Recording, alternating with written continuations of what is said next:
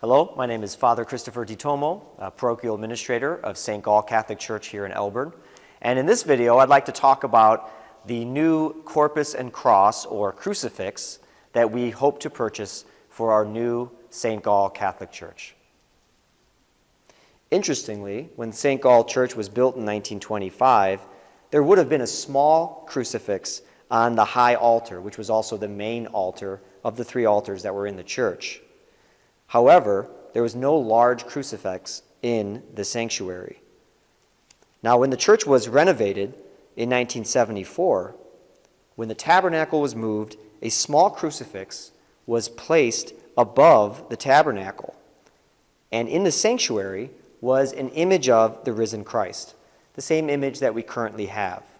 At a later time, there was a cross placed behind the risen Christ to have what we currently have now.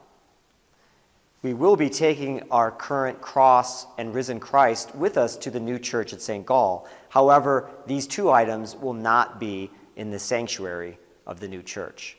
We will be taking them to the new church and having them placed in new places within the church. For example, the image of the risen Christ will be placed in the narthex, or gathering space, of the new church. The cross will be used somewhere on the campus at a place to be determined later. Why do we need a crucifix in the new church? Well, while the image of the risen Lord is certainly a beautiful image, and of course we know that as Catholics, the resurrection of Jesus Christ is a central mystery to our faith.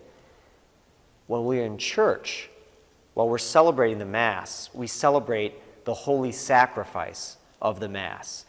We celebrate the crucifixion, the death of Christ, the complete gift of himself out of love for us, which then culminated in his resurrection. And that sacrifice, which happened at one point in human history, 2,000 years ago on Calvary, that sacrifice is made present again on the altar at every Mass. So the image of the cross with the crucified Lord reminds us and helps us to understand that we are worshiping the Lord who gave himself up for us.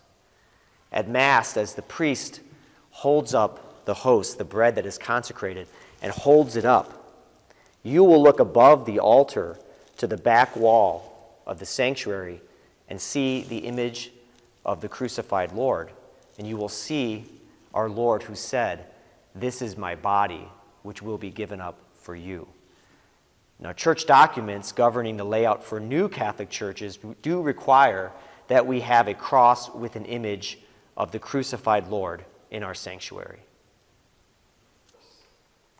While we look forward to finding a new home in our new church for this beautiful cross, we cannot use it in the sanctuary and simply commission a new corpus, because the dimensions of the cross are what they are. The cross has a shorter transept and a longer vertical dimension, which would make it very difficult to create a new crucifix using that cross. Let me describe how our new crucifix will look. After careful deliberation with our subcommittee, we found a beautiful new crucifix. A local artisan created this corpus for a parish in Austin, Texas. So this will be a unique piece not seen in many other parishes. The corpus is 5.5 feet tall and will be on a cross that is 11 feet tall. The corpus will be made of fiberglass. This is more cost-effective than a corpus carved out of wood, but the difference will be nearly undetectable. The corpus will be painted, and as you notice the face is very much in the style of an icon. It will facilitate meditative prayer. The cost for this corpus, the wood cross, delivery, and installation will be in the range of $13,500 to $14,000. You can help towards the purchasing of the new crucifix by making any offering that you're able to make.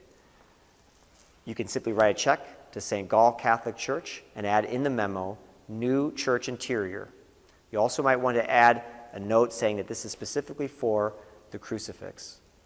whenever we're in church, worshiping God during Mass, we will look upon this crucifix, and you will know that you made a sacrifice to help make this possible. We are extremely grateful for any gift that you're able to help us with towards this great goal. While we will not be adding nameplates of donors on individual items, we are planning to create a beautiful memorial book or plaque that will be situated in the gathering space of the new church, which will include the names of our donors and possibly the names of those in whose memory the gift was offered. More information on this will be coming.